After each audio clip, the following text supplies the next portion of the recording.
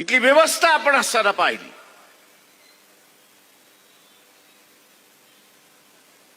तर नरेंद्र मोदी चायनाला विकल्या गेलेला आहे अशीच परिस्थिती आपल्याला त्या ठिकाणी दिसते.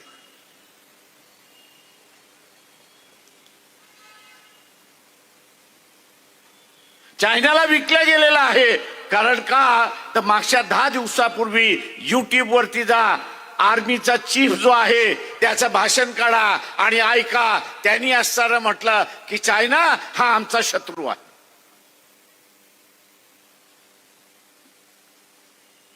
आणि त्याच्याशी आम्हाला युद्ध करण्याची पाळी येऊ शकते असं तो म्हणाला.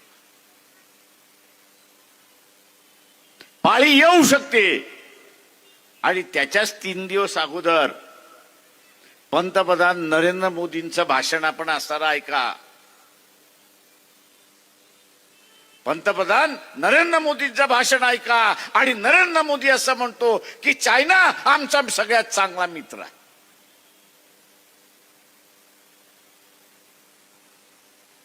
चायना हा आमचा सगळ्यात चांगला मित्र आहे.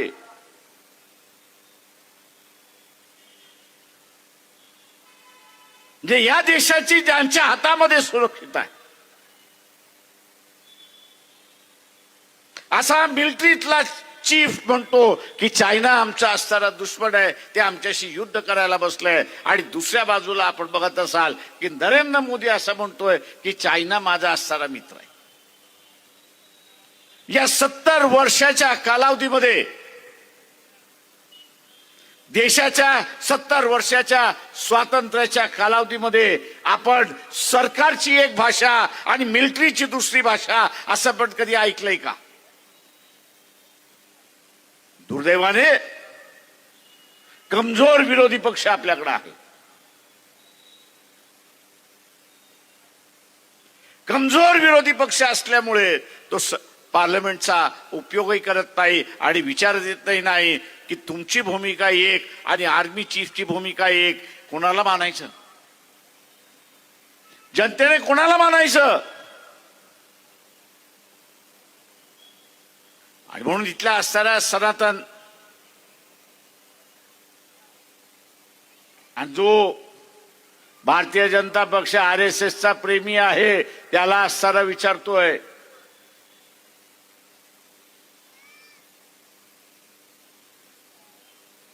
त्यांना आम्ही असताना विचारतोय की सिंदूरचं युद्ध झालं, हा माणूस दर 3ऱ्या दिवसाला मोदी कुठल्या नाही कुठल्या तरी देशाला भेट द्यायला जातोय.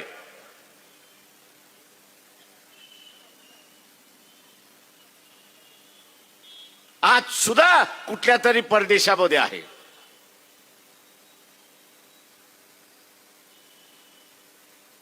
मी त्या जनतेला आवाहन करतोय की भारतीय जनता पक्षाच्या वतीने आपल्या वस्तीमध्ये जो प्रचाराला येईल, संघाचा जो प्रचाराला येईल, त्याला असणारा एक विचारा की सिंदूरच्या वेळेस तुमच्या बरोबर कोण उपस्थित होता? सिंदूरच्या युद्धाच्या वेळेस तुमच्या बरोबर एक देश मित्र म्हणून का उभा राहिला नाही? मित्र म्हणून एक देश सुद्धा का उभा राहिला नाही? याचं उत्तर सांगा.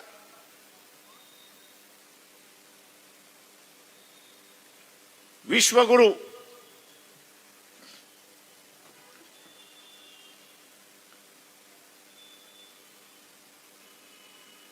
आम्ही विश्वगुरु आहोत. अरे बाबा, विश्वगुरु एक सांग, या सिंदूरच्या युद्धामध्ये तुझ्या बरोबर एक शिष्य सुद्धा का उभा राहिला नाही?